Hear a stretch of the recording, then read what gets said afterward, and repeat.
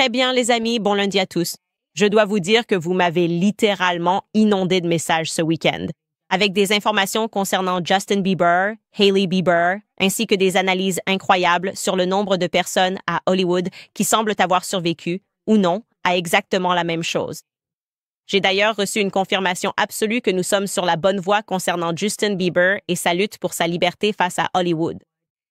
Et c'est probablement la chose la plus intéressante qui se soit produite. Harley Pasternak, l'entraîneur de Yeah, oui, m'a bloqué sur les réseaux sociaux. Nous parlions de lui jeudi. Et maintenant, je suis bloqué. J'ai alors décidé de plonger dans le terrier du lapin concernant Prince, donc nous allons aussi en parler. Aussi, je n'ai jamais eu quelqu'un qui exige expressément que je sois mise en prison à cause de mes propos auparavant. Mais de façon assez choquante, l'ancien ambassadeur de Trump en Israël, David Friedman, suggère maintenant que Tucker Carlson et moi devrions être arrêtés et envoyés en prison. Je ne plaisante pas, je vais vous montrer un extrait vidéo. C'est incroyable. On dirait que je vais peut-être devoir me préparer à naître en prison. Quoi qu'il en soit, bienvenue à nouveau sur Candace.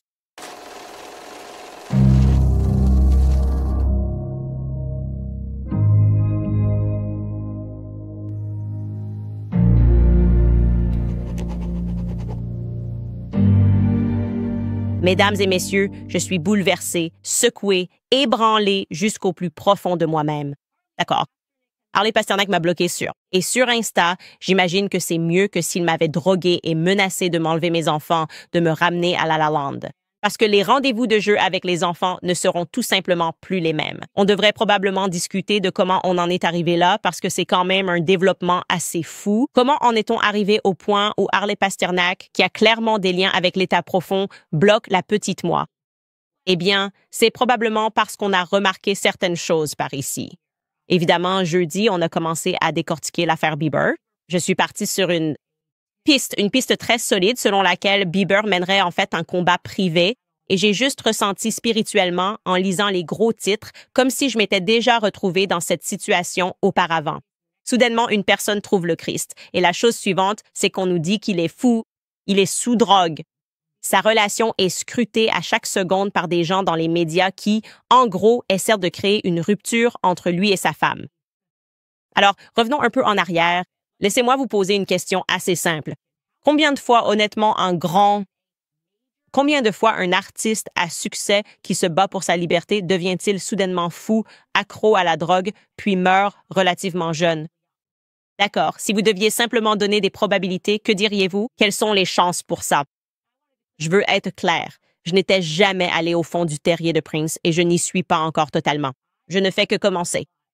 Et je n'avais pas réalisé qu'on pouvait littéralement tracer une ligne directe de Prince à Michael Jackson puis à Ye. Et maintenant à Justin Bieber et les choses qu'ils disent et ce qu'ils essaient de faire aujourd'hui. Je n'ai pas grandi dans une famille fan de Prince, à part quelques-uns de ses plus grands succès, notamment Raspberry Beret et When Doves Cry. Donc, lorsqu'il est décédé le 21 avril 2016, à l'âge très jeune de 57 ans, je ne me suis pas aventurée à regarder au-delà des gros titres des médias concernant cette histoire. Je me suis simplement contentée de la version officielle. La version officielle était qu'il était mort d'une overdose de drogue, une overdose accidentelle d'opioïdes. Ceci vient du New York Times. Ils ont déclaré, je cite, Prince a été retrouvé mort dans l'ascenseur de sa maison à Chanhassen, dans le Minnesota, le 25 avril 2016 par M. Kirk Johnson et d'autres, après qu'il ait ingéré une dose mortelle de fentanyl qui est souvent utilisée pour fabriquer des pilules contrefaites vendues sur le marché noir comme de l'oxycodone et d'autres antalgiques. D'accord? Voilà, c'est la version officielle. Quelle est la version non officielle? Quelle est la version non officielle concernant Prince? Eh bien, je viens d'apprendre qu'au cours de toute sa carrière, c'est l'homme qui, littéralement, a transformé son nom en symbole afin que les dirigeants des maisons de disques ne puissent pas profiter de son nom. Il était prêt à n'être qu'un symbole pour pouvoir garder la propriété de son nom. Il était constamment en guerre avec les dirigeants des maisons de disques. Et je veux vous montrer ceci, un extrait où il parle de sa vision des maisons de disques. Ceci date de 2004. Écoutez bien. Depuis mon 3e album, je ne prenais plus vraiment de grosses avances des maisons de disques. J'enregistrais les albums moi-même dans mon propre studio. Donc, à mes yeux, je possédais l'œuvre parce que je l'avais financée et j'ai tout fait moi-même. C'est moi qui l'ai créé, donc je trouvais que ça devait m'appartenir. Cela dit, les maisons de disques n'étaient pas du même avis et elles brandissaient toujours ceci. Le contrat en disant « Eh bien, tu l'as signé ?» Et moi, je répondais « Oui, je comprends. Ce n'est pas comme si je voulais partir. » Je veux juste, vous savez, discuter de ce point et voir si on ne peut pas rendre ça plus équitable. Bien sûr, ils ne voulaient pas changer, parce que s'ils changeaient, ils n'existeraient plus vraiment. Et c'est un peu la situation dans laquelle on se trouve aujourd'hui. Ils ne vont pas exister encore très longtemps. Si on peut travailler ensemble, alors, vous savez, tout le monde pourra évoluer vers une situation où chacun fait ce pour quoi il est qualifié. S'ils doivent vraiment être un service de livraison, alors très bien. Mais même FedEx ne prétend pas posséder ce qu'il transporte, vous voyez, non? En fait, c'est un point tellement intéressant auquel je n'avais même jamais pensé. Comment les maisons de disques ont-elles simplement décidé qu'elles possédaient ta voix? Elles devraient fonctionner comme FedEx. C'est-à-dire, nous pouvons distribuer ta musique, mais tu ne possèdes pas la chose que tu distribues comme FedEx. Il a aussi évoqué très tôt quelque chose que nous savons aujourd'hui être assez intentionnel quand on pense au programme MKUltra, mais aussi la dégénérescence de la musique au fil du temps. Par exemple, vous savez, les gens jouaient des instruments, ils chantaient sur de jolis thèmes et soudain, il y a eu ce changement radical. Et la musique est devenue de plus en plus vulgaire et pornographique. Eh bien, il a été parmi les premiers à s'intéresser à ce sujet et voici ce qu'il a déclaré à MTV News à propos de cette dégénérescence. Écoutez. Quoi? Qu'écoutiez-vous en musique aujourd'hui? Ça t'a fait dire, je dois publier d'autres choses. Tu dois faire ça? J'ai surtout perçu une grande négativité et une forte entropie dans la musique. On assiste à une désintégration à laquelle nous devons absolument remédier. Nos valeurs ont diminué, dans une large mesure. VH1 a été plutôt cool. Ils ne montrent pas trop de folie sur leur chaîne, mais d'autres chaînes de Viacom le font. Donc je pense que nous devrions aborder ce sujet en tant que communauté pour voir ce que cela fait à la culture. Les gens peuvent dire tout ce qu'ils veulent, qu'il n'y a aucune raison pour que ces jeunes écoutent de la musique, puis aillent tirer sur quelqu'un. Vous savez, il y a quelque chose qui déclenche ces réactions. C'est juste incroyable parce que, franchement, c'est la première fois que j'entends ça, parce que je n'ai pas suivi la carrière musicale de Prince. Et je n'arrive pas à croire qu'il avait exactement la même discussion que celle que l'on sait que Michael Jackson avait, puis que Ye a eu aussi. Et juste pour vous le montrer à nouveau, je sais que je vous l'ai montré jeudi. Écoutons donc ce que Michael Jackson disait à propos de ces mêmes maisons de disques.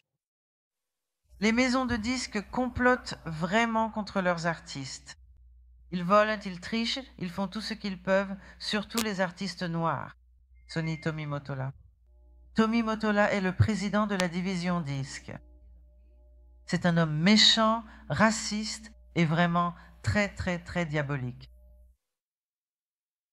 Et vous savez, l'année dernière, YouTube a supprimé, je n'ai toujours pas compris pourquoi ils ont fait ça, mais ils ont supprimé mon interview avec Ye. Au milieu de toute la polémique, alors que la presse le traitait de fou, je l'ai invité chez moi et j'ai simplement eu une discussion avec lui parce que je voulais en quelque sorte capturer ce moment. Et croyez-le ou non, il parlait exactement de la même chose, de ce traitement des artistes en le présentant vraiment comme une forme moderne d'esclavage. Voici Ye et ce qu'il avait à dire en 2022. Nous, on ne peut pas simplement dire « Oh, c'est normal que des gens rendent les contrats super compliqués et qu'ils s'entendent sur ces contrats » et de ne pas nous voir comme des êtres humains en tant qu'artistes, athlètes et acteurs. Nous devons être prêts à, en quelque sorte, nous lever pour ça, pour pouvoir changer quelque chose. Et nous devons nous rassembler en tant que société pour être la première civilisation à devenir réellement civilisée. Mon Dieu, tout cela semble tellement raisonnable, non? Quand on l'entend comme ça, mais ce n'est pas ce que les médias nous disent à propos de ces personnes.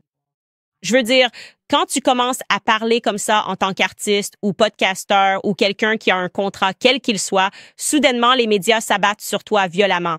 Et comme on l'a dit, Wako Jaco, voici un collage de quelques gros titres. Voici Justin Bieber, un collage récent des gros titres qui le visent en ce moment. Et je pense que le message est assez clair. S'ils ne peuvent pas te contrôler, ils te détruiront.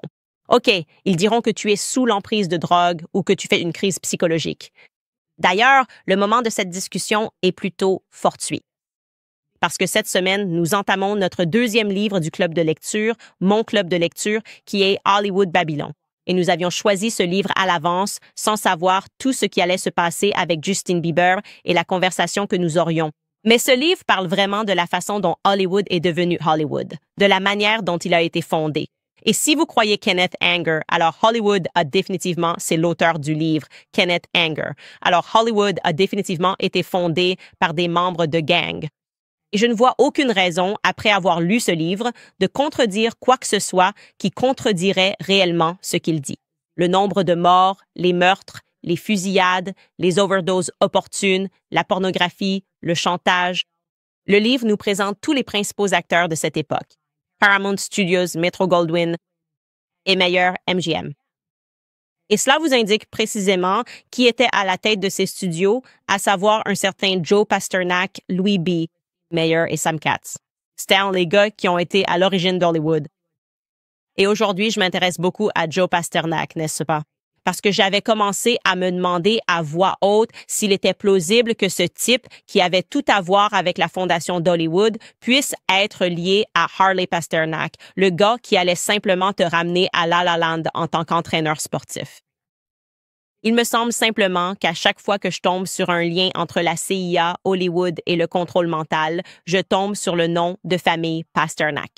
Évidemment, vous l'avez vu la semaine dernière, même lorsque nous parlions de ce document déclassifié de MKUltra, le gars dont nous n'avons pas pu trouver de photos, c'était un Pasternak. Et nous avons Joe Pasternak à Hollywood dirige tout. Et nous savons de façon certaine que lui aussi a travaillé avec la CIA pour populariser un livre appelé Dr. Zhivago, et je devrais préciser que ce livre a été écrit par son cousin russe. Joe Pasternak et l'auteur de ce livre, Boris Pasternak, étaient donc en réalité cousins. Je l'ai découvert ce week-end. Il y a beaucoup de Pasternak dans le jeu quand il s'agit de la CIA. Jetez un œil à ce titre du Guardian de 2014 concernant ce livre, le Dr. Zhivago. On peut y lire. La CIA a utilisé le Dr. Zhivago comme arme littéraire pendant la guerre froide. Et cela nous apprend que plus de 100 documents récemment déclassifiés aux États-Unis ont révélé comment la CIA a des exemplaires imprimés en langue russe du roman classique de Boris Pasternak, Dr. Zhivago, pendant la guerre froide, dans le but de semer le trouble parmi les citoyens soviétiques. La CIA a publié une édition reliée en langue russe du Dr. Zhivago aux Pays-Bas, ainsi qu'une édition miniature en format de poche dans ses propres locaux, veillant à ce que, je cite, « la main du gouvernement des États-Unis ne soit révélée d'aucune manière », selon les documents. Elle a ensuite remis des exemplaires entre les mains de citoyens soviétiques lors de l'exposition universelle et internationale de Bruxelles en 1958, tandis que des agents en contact avec des touristes et des officiels soviétiques en Occident distribuaient une édition miniature. D'accord, donc pour être clair, la CIA a commencé à distribuer des exemplaires de ce livre, Dr. Zhivago, à travers l'URSS à la fin des années 1950, comme une arme de guerre pour pousser les Soviétiques à remettre en question leur gouvernement, et de la même manière pour faire en sorte que les Américains et ceux de l'Occident comprennent qui étaient nos ennemis. Une histoire aussi vieille que le monde. Quand ils veulent faire la guerre à quelqu'un, ils doivent d'abord nous soumettre à la propagande. Hollywood et le gouvernement ont toujours entretenu une relation unique. Les films et les chansons qui sont produits le sont dans un but de propagande et d'ingénierie sociale. Et c'est là que Joe Pasternak entre en jeu. Il le sait, car c'est lui qui a fait de Dr. Zhivago un film à succès à Hollywood, littéralement. En 1966, Joe Pasternak a organisé la toute première présentation en couleur de la cérémonie des Oscars. D'accord, voici un véritable article de l'époque. Il est écrit « L'Académie des arts et des sciences du cinéma va sortir le grand jeu pour son public. Lorsque la première présentation en couleur de la cérémonie annuelle des Oscars sera diffusée sur les écrans de télévision du pays dans la nuit du 18 avril. L'article mentionne que tout cela est orchestré par Joe Pasternak, le producteur de la cérémonie des Oscars de cette année. Et devinez ce qui s'est passé cette année-là. Dr. Zhivago est reparti avec une tonne de récompenses. Il a remporté le prix de la meilleure direction artistique, de la meilleure photographie en couleur, du meilleur décor, du meilleur scénario, de la meilleure écriture de scénario, tout ce que vous voulez, d'accord? Donc, vous pouvez imaginer qu'à cette époque, les gens qui n'avaient aucune idée qu'il s'agissait d'une opération gouvernementale, y compris Joe Pasternak et son cousin, d'accord, Les gens de cette époque devaient supposer que tout cela était naturel. Vous allez aux Oscars, vous regardez les Grammys, vous pensez que tout est authentique. Mais en réalité, la population américaine était délibérément soumise à de la propagande. Donc, je déteste le dire, mais Kanye avait finalement raison quand il disait que les cérémonies de remise de prix sont truquées. Elles sont truquées. Il s'agit d'ingénierie sociale. Vous êtes le produit. Votre esprit est le produit. Alors, j'ai commencé à réfléchir ce week-end. Et si, juste une seconde, on arrêtait d'accuser tous ces artistes d'être fous? Et si, à la place, on commençait vraiment à enquêter sur certaines des choses qu'ils disent? Non. Ils disent, Kanye par exemple, qu'il y a des gangs qui contrôlent toujours Hollywood et qu'on n'a pas le droit de s'opposer à eux, sans être ruiné financièrement ou voir sa réputation détruite, et qu'au moment le plus opportun, le monde découvre soudainement que vous êtes en réalité un toxicomane ou que vous faites une crise psychotique. Je dois aussi ajouter ceci dans l'équation. N'est-ce pas aussi un peu étrange qu'il semble y avoir un point commun dans toutes ces histoires? Quand les gens commencent à embrasser le christianisme, on les accuse de faire une crise psychotique, parce que c'est exactement ce qui arrive à Justin Bieber en ce moment. C'est comme s'il se rapprochait du Christ et qu'on nous disait « Non, il a juste perdu la tête, c'est un drogué et il est fauché. » D'accord. Ça paraît étrange. Et c'est précisément ce que Ye a dit lui être arrivé. C'est la raison selon lui pour laquelle Harley l'a fait hospitaliser. Parce que Ye a commencé à citer la Bible et à la lire. Il a donc dit « Il faut appeler une ambulance si quelque chose ne va pas. » Voici comment vous décrivez ce moment. En fait, le jour où ils m'ont hospitalisé, j'avais commencé à lire la Bible très assidûment et à réécrire des versets bibliques. Et quand le formateur juif a vu ça et que tu as l'air de dire, eh bien, ça fait plutôt bipolaire, mais l'entraîneur juif l'a remarqué. Emmenez-moi à l'hôpital, puis dit, puis le mettre dans la presse. Il fait référence à Harley Pasternak et à lui, Harley Pasternak. Puis, ils ont fait savoir à TMZ qu'il avait subi une crise psychotique alors qu'il écrivait des versets bibliques. Et vous avez également tweeté ceci. Il a tweeté « On m'a dit que si je révélais la vérité sur ces pratiques commerciales douteuses, on me prendrait tout, y compris mes enfants noirs. Et maintenant, chacun a témoigné publiquement. Emmett Tilling de Yay, mais Dieu a mis quelque chose dans mon cœur pour que je ne recule pas. » D'accord. Et maintenant que j'y pense, c'est étrange parce que c'est aussi ce qui m'est arrivé. C'est juste une phrase simple. Tout ce que j'ai dit, c'est que le Christ est roi. Et mon Dieu, qu'est-ce que j'ai perdu? En fait, franchement, je pense que j'ai beaucoup gagné. Mais c'était un scandale qui ne veut toujours pas mourir. Il y a encore des rapports produits par des gens comme Jordan Peterson sur les raisons pour lesquelles on ne peut pas dire que le Christ est roi. D'accord? Cela a été suivi par des personnes qui essayaient de convaincre le public en 2024 que je souffrais d'une psychose postpartum. Je vous montre simplement 3 tweets à ce sujet de l'année dernière parce que c'est incroyable d'y repenser. Cette personne, Avi Weiss, est-il possible que Candace fasse une psychose postpartum? Joshua Nebo écrit « Je l'ai déjà dit et je le répète. Candace souffre d'une véritable psychose et a besoin d'une intervention en santé mentale. » Enfin, cette personne, Get Real, a écrit en août « Quelqu'un doit apporter une aide psychologique urgente à Candace. Elle développe réellement une psychose. Quelle tendance étrange. On diagnostique simplement une personne qu'on n'a jamais rencontrée ni vue et ils essaient de vous convaincre de cela. Les gens font des crises mentales quand ils disent des choses qui ne leur plaisent pas. C'est étrange parce qu'on dirait presque que les personnes qui font cela participent à quelque chose que je n'appellerais même pas une foi. Mais clairement, il s'agit de quelque chose qui doit aller à l'encontre du Christ. C'est d'autant plus intéressant que Kenneth Anger, l'auteur de Hollywood Babylon, faisait vraiment partie de l'élite. Et il disait qu'ils adoraient tous l'occultisme. Donc ce n'est ni le judaïsme, ni le christianisme, mais bien l'occultisme. Et il le savait, car il était l'un d'eux jusqu'à sa mort. Il croyait à la magie cérémonielle noire, il croyait à l'occultisme et il s'intéressait aux œuvres liées au sacrifice de sang. Je veux dire, c'est vraiment un personnage à part entière. Pourtant, d'une façon ou d'une autre, il est devenu un grand nom à Hollywood. Comme je l'ai dit, on en parlera plus dans le club de lecture. Ce n'est pas quelque chose qui passe sur YouTube, mais c'est intéressant, non? Je devrais aussi mentionner que les médias affirment que le livre de Kenneth Anger a été discrédité depuis longtemps. Alors n'y pensez même pas. N'envisagez même pas de le lire. Je plaisante. On va le lire quand même parce que quand les médias disent que quelque chose a été discrédité, en général, ce n'est pas le cas. Bref, je commence vraiment à me poser des questions sur Harley Pachnik, non? Et s'il appartenait d'une manière ou d'une autre à cette CIA d'Hollywood? Arbre généalogique Linked Together. Alors, je vais vous dire ce que j'ai fait. J'ai décidé de créer un petit arbre généalogique pour Harley Pasternak et je vais vous dire ce que j'ai trouvé. Tout d'abord, comme je vous l'ai dit, Harley m'a bloqué sur Instagram. Voici la preuve de cela. Voilà ce que je vois.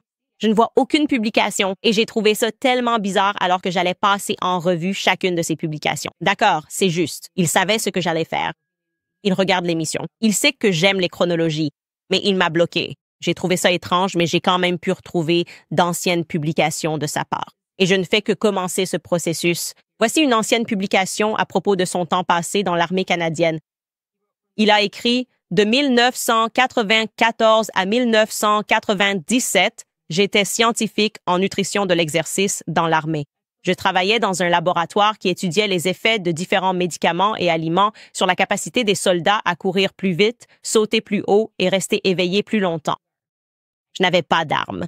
Je ne suis jamais monté dans un char. Je n'ai jamais essuyé de tirs ennemis et ma vie n'a jamais été en danger. En revanche, des dizaines de milliers de soldats, hommes et femmes courageux, risquent leur vie pour protéger la nôtre. Je vous suis éternellement reconnaissant à tous ceux qui ont servi pour protéger notre sécurité et notre liberté.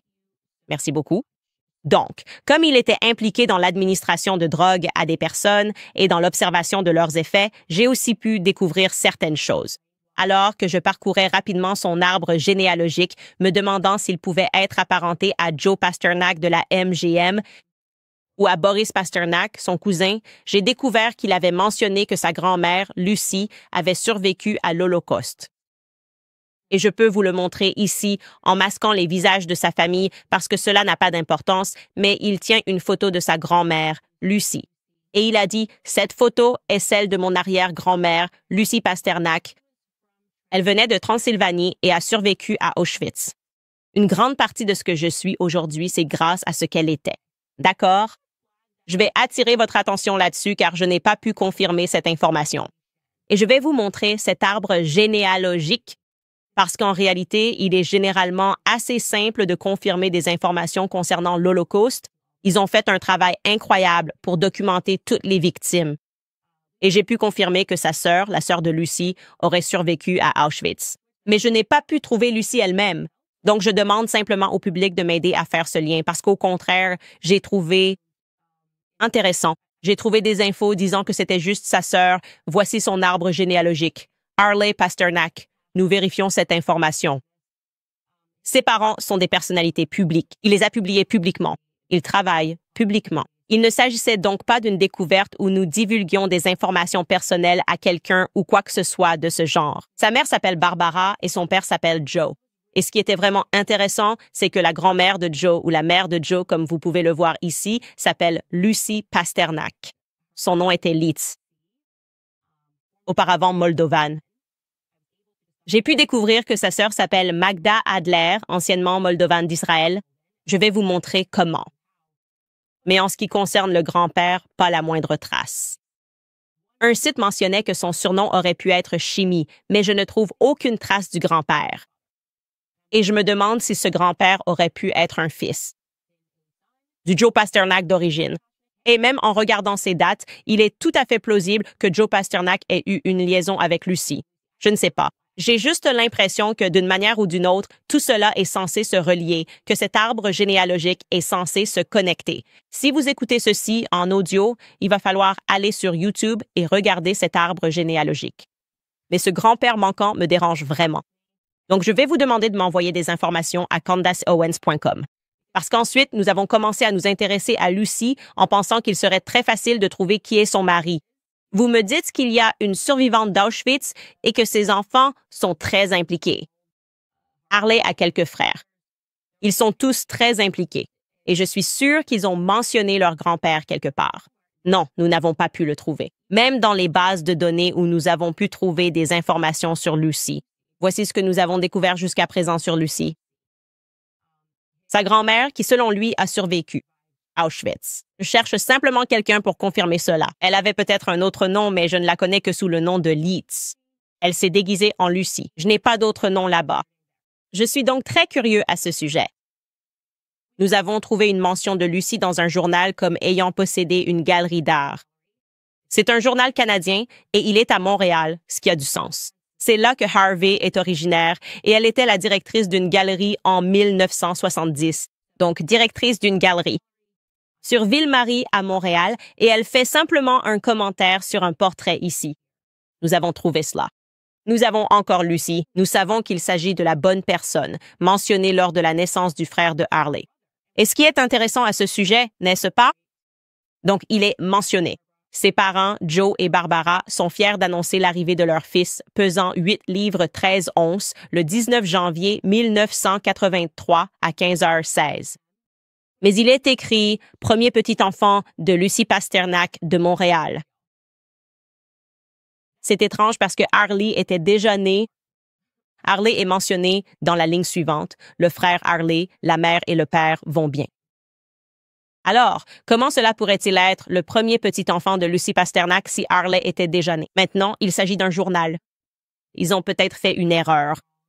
Remerciements particuliers au docteur Bernstein et au personnel de l'hôpital Mount Sinai. Je pensais que c'était une faute de frappe étrange, mais je voulais juste attirer votre attention là-dessus. Ensuite, nous retrouvons la bonne Lucy dans sa nécrologie. Et dans toutes les nécrologies que nous avons trouvées, il n'était pas mentionné qu'elle avait survécu à Auschwitz ou qu'elle était une survivante de l'Holocauste, ce que j'ai trouvé très intéressant. C'est pourquoi je demande au public de m'envoyer des informations. Je sais qu'il y a des gens qui consacrent toute leur vie à documenter ces choses-là et j'ai consulté ces sites web. Il est écrit Lucy Pasternak mardi, sans mentionner à nouveau son mari. Lucy Pasternak, mère et belle-mère aimante de Joe et Barbara, grand-mère dévouée de Harley, Jessie et Bobby, chère sœur de Magda Adler d'Israël. Et ensuite, il est indiqué où la cérémonie aura lieu. Aucune mention de son défunt mari. C'est un vide que je dois combler, les amis. D'accord, donc j'ouvre les suggestions à CandacioWentz.com. Vous cherchez ça? Je cherche le Pasternak qui était marié à Lucy, celui dont Harley Pasternak dit qu'il a survécu à Auschwitz. Et je n'ai pas encore pu le confirmer. Et comme je l'ai dit, les archives à ce sujet sont très restreintes. Et d'habitude, c'est très rapide. On peut trouver des vidéos, des listes, tout. Et je n'ai pas pu trouver cette femme, mais j'ai pu retrouver sa sœur et confirmer que sa sœur, Magda Adler d'Israël, a survécu à l'Holocauste. Vous pouvez donc m'aider avec ça. Affichez ce graphique une dernière fois pour qu'ils puissent le voir, car maintenant, je me concentre vraiment sur ce qui se passe ici à Hollywood, à la CIA. Vous n'avez qu'à prendre ça. Nous recherchons cette personne qui... Il était potentiellement connu sous le surnom de Chimie que nous avons pu trouver sur le site. Est-ce possible? Joe et Lucy, peut-être que ce n'est pas un arrière-grand-père là-haut et que c'est Joe sous un autre nom. Il a beaucoup voyagé, énormément voyagé. Je me demande juste, ça me paraît étrange de ne pas inclure ça dans une nécrologie ou d'en parler publiquement. Mais je me dis que quoi qu'il se passe à Hollywood, ça dure depuis très longtemps. Alors, qu'est-ce que cela signifie? Qu'est-ce que tout cela veut dire? Eh bien, tout d'abord, cela signifie qu'il est temps pour vous de vous réveiller. Je vous le dis gratuitement. Cela veut dire que Justin Bieber mène actuellement un combat privé très effrayant. Si je crains pour sa vie, ce n'est pas parce que je pense qu'il se drogue. Je vous le dis gratuitement. C'est parce que j'ai lu trop de ses livres. J'en sais trop sur le défunt Joe Pasternak. J'en sais trop sur la fondation d'Hollywood. J'en sais trop sur tous ces artistes qui, comme par hasard, font des overdoses de drogue alors qu'ils sont au sommet de ces combats. Et maintenant que ces combats, comme je vous l'ai dit, se déroulent en privé et par arbitrage et non publiquement, cela met en réalité ces personnes encore plus en danger. Et je pense que nous devrions vraiment commencer par comprendre qui contrôle Hollywood depuis très longtemps. Parce que si nous pouvons relier Harley Pasternak à Joe Pasternak, et je pense qu'on s'en approche, alors les choses vont devenir très intéressantes. Vraiment, vraiment intéressantes. De toute façon, vous me connaissez. Je suis sur le coup quoi qu'il arrive. Je vous remercie de soutenir constamment l'émission. Et nous allons mettre notre enquête en pause ici et passer la parole à quelques sponsors. Le premier, Goldco, parce qu'au cours du mois dernier, nous avons vraiment vu à quel point l'administration précédente dépensait de manière inutile, alors que la Fed essayait de maîtriser l'inflation. L'économie ressent encore les effets, surtout sur les produits du quotidien comme la nourriture, le logement et la santé. Si vous vous êtes inquiété pour vos économies ou votre retraite, il est temps de diversifier votre épargne avec Goldco. L'or est reconnu comme valeur refuge depuis longtemps. Contrairement à d'autres actifs, sa valeur n'est pas liée à la performance d'une entreprise ou d'un gouvernement. Il peut être moins sensible à la volatilité des marchés financiers. Goldco a rendu l'achat de métaux très simple. Ils soutiennent beaucoup les missions et sont très compétents. En ce moment, vous pouvez obtenir gratuitement un kit or et argent 2025 rempli d'informations sur l'achat de métaux précieux.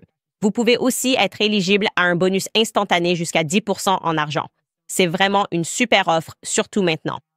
Alors, rendez-vous sur candicelikesgold.com pour en savoir plus.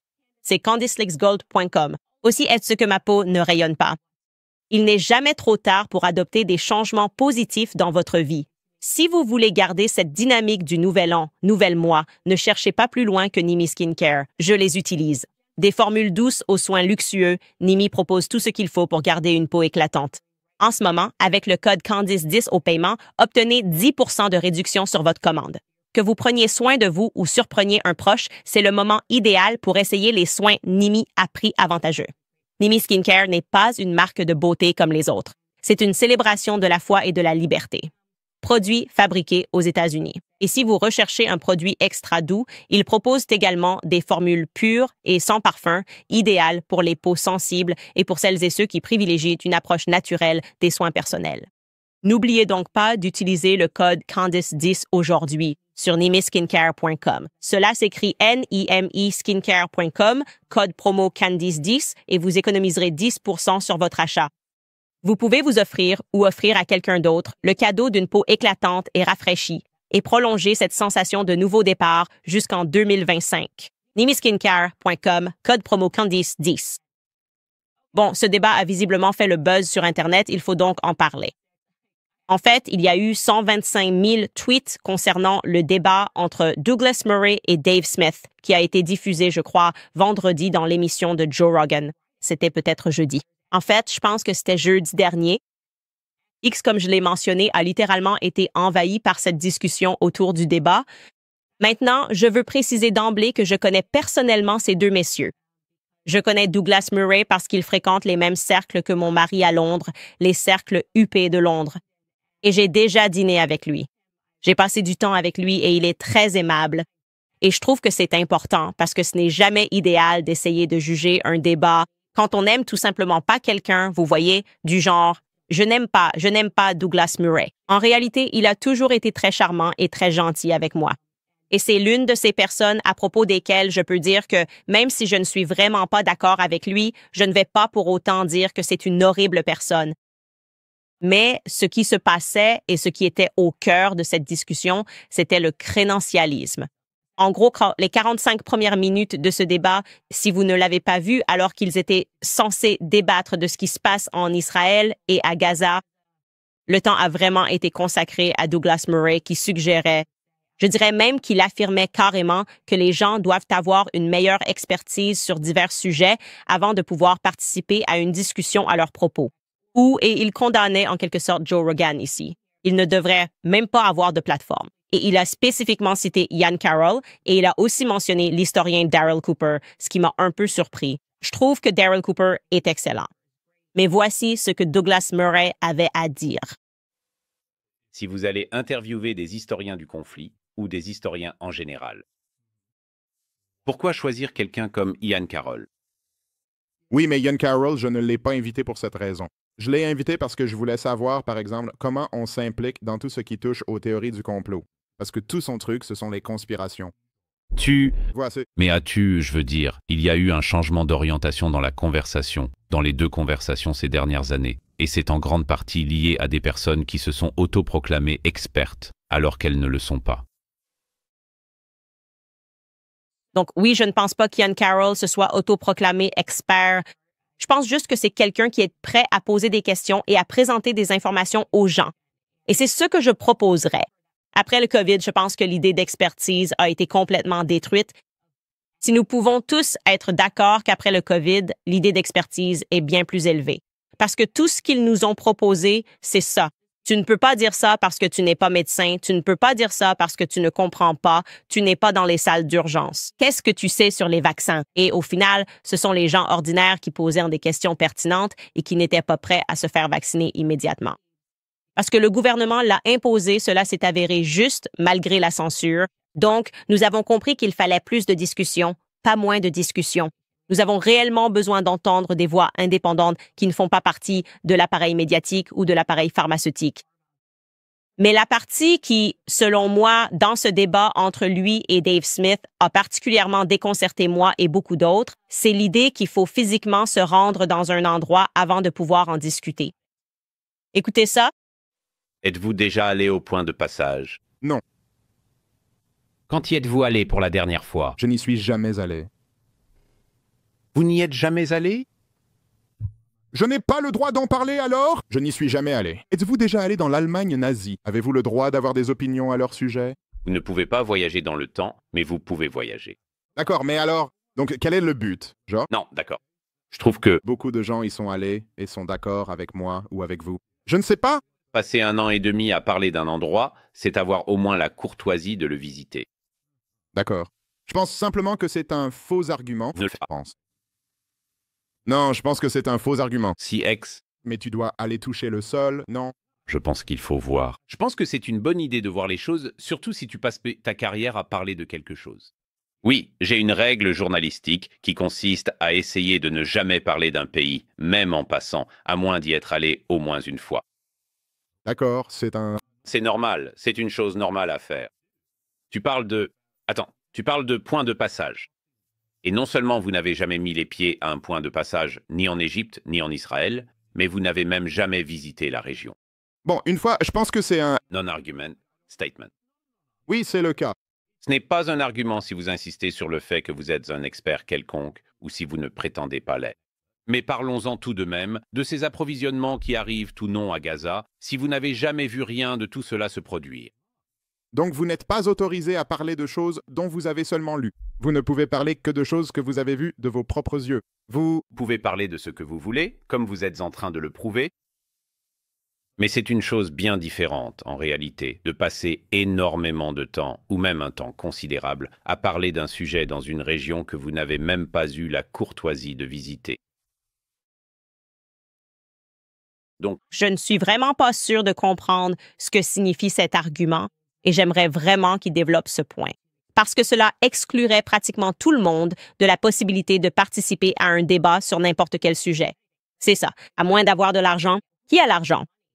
Pour voyager à travers le monde afin que nous puissions visiter, voir les différents endroits où vont tous nos impôts. D'ailleurs, je suis déjà allée en Israël et je ne me considérerais pas comme quelqu'un de plus instruit que Dave Smith sur ce sujet. Absolument pas. En fait, il m'arrive souvent d'envoyer des messages à Dave Smith pour lui poser des questions alors que j'apprends sur ce sujet. Je ne comprends pas. Je veux dire, si mes impôts doivent servir à ça, j'imagine que j'ai le droit d'en parler. Et je ne devrais pas avoir à financer moi-même le fait d'y aller. Je n'ai vraiment pas compris cela. Je ne pense pas, par exemple, que l'Australie aurait dû être confinée de la façon dont elle l'a été, que ce soit en confinant ses citoyens pendant le COVID. Je ne suis jamais allée en Australie. Je ne pense pas que mes impôts devraient être envoyés en Ukraine en ce moment, parce qu'ils ne peuvent même pas justifier tous les milliards qu'on leur a déjà donnés. Ils les ont tout simplement perdus. C'est parti dans un trou noir. Nous leur avons envoyé tout cet argent. Et maintenant, ces oligarques ukrainiens apparaissent en train d'acheter des yachts à Saint-Tropez. Je les ai vus? OK, ils achètent tous ces yachts russes. Je ne suis jamais allée en Ukraine. Je pense que j'ai le droit de dire cela et de continuer à insister sur le fait qu'il faut arrêter de donner de l'argent à ces pays alors qu'il semble qu'ils ne font que le blanchir et le placer ailleurs. Je ne pense pas que notre gouvernement, en regardant le passé, aurait dû larguer une bombe sur des catholiques en prière à Nagasaki. Je ne pense pas que cela ait servi à mettre fin à la guerre. Et je serais ravie de débattre avec toute personne qui pense le contraire et qui n'est jamais allée à Nagasaki. Je ne pense pas que nous devrions financer des programmes LGBTQ au Pakistan. Nous le faisons. Jamais aller au Pakistan. Je ne pense pas Et c'est peut-être le plus absurde que lorsque Rand Paul a publié sa liste annuelle des dépenses excessives du gouvernement et qu'il nous a dit que notre gouvernement finançait des cailles japonaises. Il donnait de la cocaïne à des cailles japonaises pour voir si cela augmentait leur libido. Je ne pense pas que nous devrions faire ça. Je trouve ça absurde. Et je le pensais déjà avant d'aller au Japon pour la première fois l'année dernière. Et quand je suis allée au Japon, je n'ai vu aucune caille japonaise. Mais est-ce que cela m'a rendu plus ou moins expert ou plus qualifié pour discuter de la question de savoir si nous devrions leur donner de la cocaïne? Parce que, pour la plupart des gens, cela relève d'une question de morale fondamentale. Et j'ajouterais aussi que c'est une preuve d'une extrême stupidité financière, c'est juste du bon sens. Je n'ai pas besoin de prendre l'avion pour aller observer une caille japonaise défoncée à la cocaïne. Pour vous dire cela, je ne pense pas que nous devrions financer ça. Je dois juste être capable de réfléchir, tout simplement. Et je ne suis pas vraiment sûre, et c'est là-dessus que je voudrais aussi insister. Qu'est-ce qui fait de quelqu'un un expert dans un domaine? Est-ce le fait d'aller physiquement quelque part? Est-ce un diplôme qui vous confère des pouvoirs spéciaux? Est-ce l'argent, le fait d'avoir les moyens de voyager et de pouvoir dire « j'ai visité tant d'endroits » et donc maintenant, je suis un expert ou au moins je peux m'impliquer dans un sujet qui me tient à cœur? Je pense que beaucoup de gens qui sont même de grands fans de Douglas Murray, et d'ailleurs, comme je l'ai dit, je l'ai vraiment apprécié personnellement. Il a toujours été très gentil avec moi. Il n'est pas comme beaucoup de personnes qui s'engagent dans cet ultrationnisme qui me rend fou et dont je peux vous dire qu'elles sont de mauvaises personnes. Enfin, nous ne sommes pas comme ça. Je ne le mets pas dans la même catégorie que Seth Dillon ou Joel Berry du Babylon Bee. Il est vraiment agréable, donc j'ai été très surpris de l'entendre argumenter de cette manière. Et je pense même que les personnes qui sont ultrationnistes ont dit la même chose, mais qu'elles étaient un peu déconcertées par cette ligne d'argumentation. Cela ressemble davantage à un effort pour contrôler la parole. Et pour être clair, la parole, si elle est vraie, peu importe vraiment qui parle, où cette personne a été, ou combien de tampons de passeport elle possède, et même le YouTuber Godsad, qui a littéralement perdu la tête et ne fait que s'emporter en disant que tout est antisémite, a eu une opinion plutôt raisonnable sur ce débat. Et il est un immense fan de Douglas Murray. Il l'a invité plusieurs fois dans son émission. Et voici ce qu'il avait à dire. Je pense que cela aurait été probablement mieux s'il avait simplement dit « Voici 10 choses que vous défendez, et laissez-moi expliquer en quoi chacune d'elles est complètement absurde, plutôt que de dire « Vous savez, il nous faut des historiens pour en parler. » Des positions ou des personnes qui ont les bonnes qualifications. Je pense que c'est le mauvais réflexe à avoir. Je pense qu'il est bien préférable de juger les gens en fonction des idées qu'ils défendent. Et plus tôt aujourd'hui, j'ai publié un post sur mon fil X où j'ai dit « Regardez, en algèbre booléenne, on peut tester ou établir si une affirmation est vraie ou fausse. » C'est un système binaire, basé sur des vérités axiomatiques, basé sur des propriétés axiomatiques, n'est-ce pas? Et cette affirmation en algèbre booléenne est vraie ou fausse, indépendamment de la personne qui l'écrit ou de celle qui la lit. Et donc, par un raisonnement analogique similaire, une affirmation est vraie ou fausse, que ce soit un plombier qui l'édite, ou un historien éminent, ou un professeur prestigieux. En fait, comme je l'ai expliqué à plusieurs reprises, et certainement dans The Parasitic Mind, toutes les idées parasites dont je parle dans The Parasitic Mind proviennent de professeurs. Et en canalisant l'esprit d'Orwell, il faut des intellectuels pour inventer certaines des idées les plus stupides. Et en réalité, c'est Thomas Sowell qui a mené des recherches approfondies pour vous montrer comment les universitaires, les professeurs et les personnes qui se considèrent comme l'élite intellectuelle, le monde académique, ont proposé les pires idées au monde, qui ont conduit à la mort de tant de personnes. L'eugénisme, les personnes derrière l'eugénisme, tout ce qu'ils ont fait, et ils le font avec. Ce genre de snobisme académique est la raison pour laquelle il y a tant de souffrance dans le monde. Comme je l'ai dit, Thomas Sowell a fait un travail brillant et approfondi à ce sujet, s'adressant vraiment au type de Harvard et de Stanford.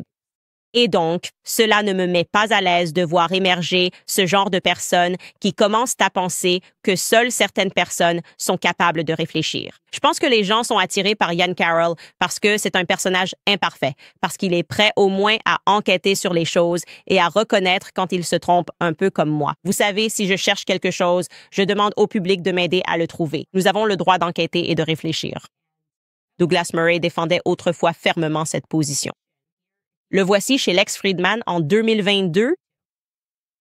Un argument, disent-ils, c'est que vous, Douglas Murray, et vous, Lex Fridman, n'avez pas le droit de parler de la race et du racisme en Amérique. C'est notre combat. Vous appartenez à une classe privilégiée qui ignore ce que c'est que d'être un homme ou une femme noire en Amérique, en marchant dans la rue. Je déteste vraiment ce genre d'argumentation. Bien sûr. Je le trouve vraiment inadmissible.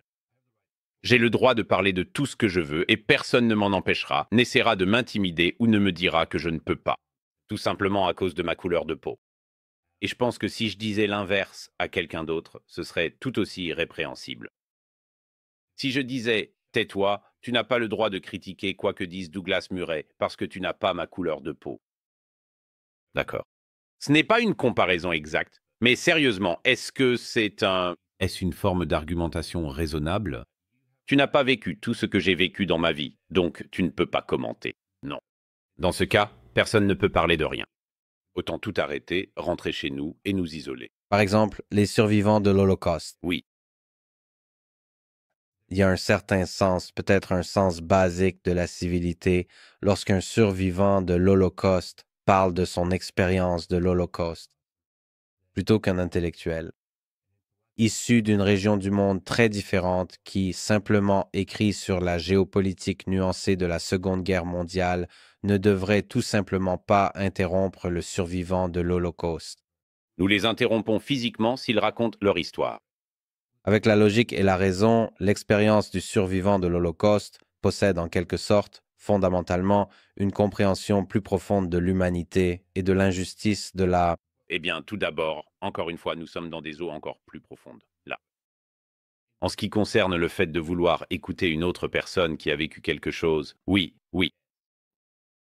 Mais pas indéfiniment. Pas indéfiniment. Je veux dire, il y a des personnes qui ont écrit sur l'Holocauste, qui ne l'ont pas vécu et qui en ont parlé mieux que ceux qui l'ont vécu. Ce n'est pas cette idée que l'expérience vécue pour utiliser ce jargon moderne affreux comme s'il y en avait une autre. Cette idée que l'expérience vécue doit triompher de tout le reste n'est pas toujours correcte. Je suis tout à fait d'accord avec tout ce qu'il a dit là. Alors, on se demande ce qui a provoqué un changement dans son point de vue. Peut-être que je me trompe, ce n'est pas un changement dans son point de vue et il peut mieux expliquer pourquoi il pense maintenant que les gens doivent avoir certaines expériences pour pouvoir participer à une discussion. Et parfois, les discussions portent simplement, encore une fois, sur la morale de base, les principes fondamentaux. Est-ce que les enfants et les femmes devraient être tués indéfiniment en guise de réponse? Pour moi, cela me semble être une question morale fondamentale.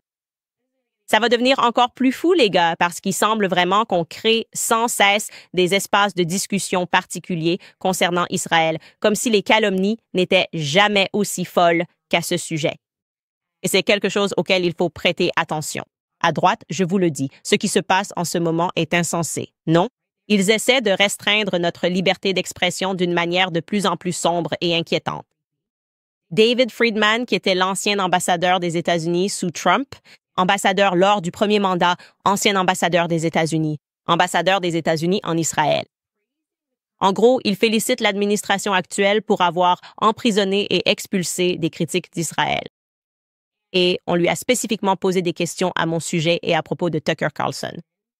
Et il réclame davantage d'expulsion, d'emprisonnement et la suppression des financements pour les antisémites, des personnes qui discutent ouvertement de ce que cela pourrait devenir, comme Dave Smith à l'avenir.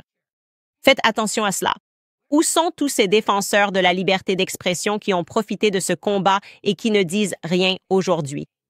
Et il faut reconnaître que cette administration, l'administration actuelle, prend un tournant qui est assez sombre. D'accord, ce n'est pas pour cela que nous nous sommes engagés. Nous sommes censés être ceux qui défendent la liberté d'expression. Alors pourquoi, maintenant, Je me retrouve à être d'accord avec Anna Kasparian et 5 des Young Turks qui dénoncent ce qui se passe et comment, soudainement, il y a cette pression sur la liberté d'expression, mais uniquement lorsqu'il s'agit du sujet particulier d'Israël. Je vais écouter ce qu'Anna a dit à ce sujet. Sur les Young Turks, voici ce qu'elle a déclaré. David Friedman, qui était en fait l'ambassadeur de Trump en Israël lors de son premier mandat. Il ne s'arrête pas seulement aux progressistes et à leurs critiques envers Israël. Il s'intéresse également à l'aile droite. Et je soupçonne que cela est en train de réveiller la droite. Ouais, ça va pas bien passer. Car si vous pensez que les atteintes à la liberté d'expression ne touchent que la gauche, vous vous trompez, regardez de plus près. Je condamne l'antisémitisme, qu'il vienne de la droite ou de la gauche. Je condamne l'antisémitisme sans discrimination. Vous faites référence à la personnalité publique Candace Owens. Et... Ouais. Aucun d'eux n'est bon, ni à droite, ni à gauche. Je n'aime aucun de ces antisémites et je ne m'en cache pas. Il n'y a pas de raison de croire que nous pourrons les convaincre, mais nous pouvons les expulser ou les emprisonner. Nous pouvons leur rendre la vie misérable, nous pouvons leur couper les vivres, et c'est ce que fait l'administration Trump pour la première fois. D'accord, maintenant comprenez ce qu'ils considèrent comme de l'antisémitisme. Et d'ailleurs, vous êtes citoyen américain. Si vous débitez des propos antisémites, vous êtes en réalité libre de le faire, tant que vous ne passez pas à l'acte. Tant que vous n'agissez pas, n'est-ce pas? La liberté d'expression existe. Le discours de haine est protégé par le premier amendement. Ce type pense que simplement critiquer la façon dont Israël mène la guerre est déjà de l'antisémitisme. C'est déjà de l'antisémitisme. Et il veut vous jeter en prison pour ça. Ouais. En prison pour ça. Et au fait, c'était une réponse à une question sur Tucker Carlson et Candace Owens. Donc on ne parle plus de visas étudiants. Mon Dieu. Maintenant, on parle de podcasters américains de premier plan. Des médias de droite comme de gauche. Si vous critiquez Israël, il dit que vous n'avez ni cœur ni esprit. Vous n'avez pas de cœur parce que, bien sûr, vous devriez savoir que lorsqu'Israël a massacré 15 000 enfants, c'était la chose la plus morale à faire. Et si vous osez ne pas être d'accord, on vous arrêtera. Et qu'a-t-il dit? On vous coupera les financements. Au fait, il dit que c'est antisémite de dire que les Juifs contrôleraient la parole en Amérique. Mais si vous osez vous opposer à Israël, nous couperons vos financements, nous vous expulserons, nous vous arrêterons. Mais ne le dites pas. Si vous dites ce que je viens de dire, je vais vous traiter d'antisémite. Je sais, peut-être que je vous jetterai en prison. D'accord? Ils disent, bon, on commence par la gauche, mais on condamne tout le monde de la même façon. Ouais. Donc Tucker Carlson, Candace Owens et tous les autres, si vous commencez à critiquer un peu Israël, nous avons une prison en Louisiane et une autre au Salvador où Israël peut vous envoyer via les États-Unis, gouvernement. C'est insensé. Oui, c'est complètement fou. Il est temps que les Américains se réveillent sur ce qui se passe, parce que nos libertés vont être retirées très rapidement. Et oui, cela se passe sous cette administration. D'accord. À 1000%, Trump est entouré d'ultrasionistes qui le poussent à prendre des positions contraires à la liberté. Et ceux d'entre nous qui le dénoncent, je m'en fiche. Je me fiche vraiment de la façon dont vous m'appelez. Je n'ai pas besoin de survivre à une administration Trump. Mes enfants doivent grandir dans un pays libre. Je ne peux pas et ne le tolérerai pas, que cela vienne de la gauche ou de la droite. Avant de passer à vos commentaires, j'ai hâte d'entendre ce que vous avez à dire. Pour vous rappeler le financement américain, les taux d'intérêt ont baissé. C'est le moment d'en profiter. Beaucoup d'Américains peinent à suivre les factures du quotidien, les œufs, le café. Beaucoup utilisent les cartes de crédit pour tout payer. Si vous êtes propriétaire, les taux d'intérêt sont à 5%. C'est presque un quart du taux moyen des cartes de crédit.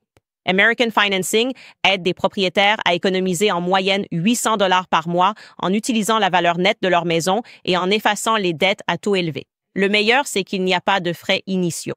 Taux carte crédit insensé. Et si vous avez un solde à rembourser chaque mois, c'est votre cas. Coincé dans un cycle, libérez-vous aujourd'hui en appelant American Financing pour savoir vos économies.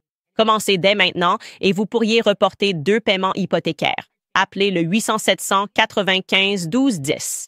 Encore une fois, c'est le 807-95-12-10 ou visitez americanfinancing.net Owens. C'est americanfinancing.net Owens. Très bien, les amis, passons à quelques-uns de vos commentaires. Je veux aussi vous rappeler au fait à propos de SO, Le club de lecture, c'est le moment idéal pour s'inscrire. Beaucoup font partie du club. Rendez-vous sur canisowens.com, cliquez sur Club de lecture, disponible chez Hollywood Babylon. Nous commençons ce livre demain.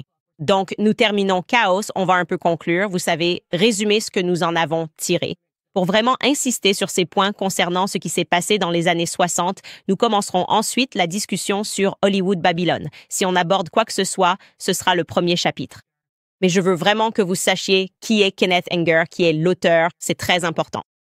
Alors que nous commençons à aborder la façon dont Hollywood a été fondé et financé et ce qui s'y passait, et essentiellement parce que nous n'étions pas vivants dans les années 20 et 30. Il n'aime pas que vous sachiez comment Hollywood a été conçu, pour qui et par qui. Donc, ça va être une lecture très intéressante. Patmos, si vous avez remarqué que le site s'améliore grâce au chat en direct pour le club de lecture, c'est grâce à Patmos. Ils étaient derrière canizones.com, ils ont tout refait, c'est incroyable. Ils sont l'alternative la plus fiable aux grands hébergeurs, avec plusieurs centres de données et un service client basé aux États-Unis. Ils nous offrent une valeur exceptionnelle pour tous nos besoins d'hébergement et de développement web. Donc, si les géants de la tech vous déçoivent, découvrez pourquoi les entreprises économisent beaucoup et bénéficient d'un meilleur service en passant chez Patmos. Rendez-vous sur patmos.tech pour changer dès aujourd'hui. C'est patmos.tech. Très bien. Et le club de lecture, d'ailleurs, c'est à 18h. Heure de l'Est demain, au cas où vous vous demanderiez l'heure. Je vous retrouve là-bas. Nadia écrit « Candace, beaucoup te font confiance et croient en toi. Merci de faire le travail du Seigneur. Harley, te bloquer, c'est clairement un signe de culpabilité. Ce n'est pas un hasard si les Kardashians ont accès à quelqu'un comme lui. Comme je l'ai dit, je pense beaucoup aux Kardashians maintenant et à ce que Kanye m'a raconté. Cela paraissait insensé à l'époque. Et je suis en train d'y réfléchir, j'y travaille encore, mais c'est quelque chose qui risque de se manifester à l'avenir. Rose Boz écrit « Merci d'avoir également pris la parole au sujet de Prince. Il a aidé tellement de gens et il est grand temps que les gens comprennent qu'il faisait partie de ce programme. Repose en paix, Skipper. » Hashtag craignez l'afro. Craignez, ce hashtag existe. Sarah écrit « Beaucoup d'enfants stars meurent jeunes par suicide ou overdose. Ma fille, attends qu'on arrive à Hollywood, Babylone. » Quand les artistes commencent à s'exprimer ou trouvent à la foi, on dirait qu'ils deviennent soudain fous ou accros. Puis ils meurent dans les années qui suivent leur prise de parole. C'est comme ça. C'est très antéchrist.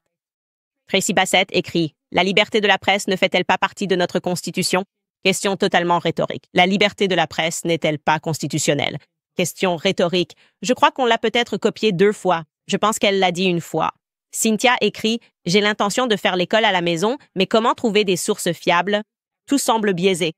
L'histoire, la science, même les livres et la télévision. Je veux juste que mes enfants grandissent avec ce qui est réel, pas avec des choses réécrites. Oui, eh bien, si tu suis leur programme académique, alors oui, ce sera biaisé. Et c'est pour ça qu'on doit faire nos propres recherches. On doit trouver nos propres livres et, tu sais, s'en tenir aux matières fondamentales en ce qui concerne l'école à la maison.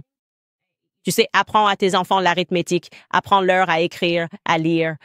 Et puis, quand tu veux aborder l'histoire, il va falloir faire ce travail toi-même. Tu vas devoir faire le travail pour découvrir quelle est la véritable histoire et leur faire découvrir différents podcasts et leur permettre de développer leur esprit critique lorsqu'ils entendent différents points de vue en trouvant d'excellents documentaires.